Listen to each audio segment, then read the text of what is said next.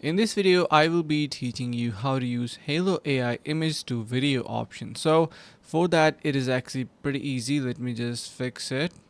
Alright, so where you need to head is basically on the left side of your screen. You can see we have this image option and video option. If you head over to your image option and select video from the left side, you can see that we have image to video option. So I provided an image recently from my local storage, as you can see here.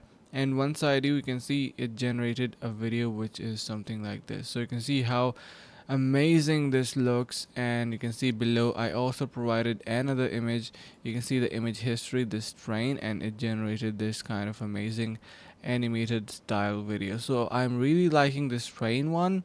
And yeah, so of course you can see we have this one as well. Really amazing. So this is how you can use your image to video option in Hailuo. If you have any questions, feel free to let me know in the comments below.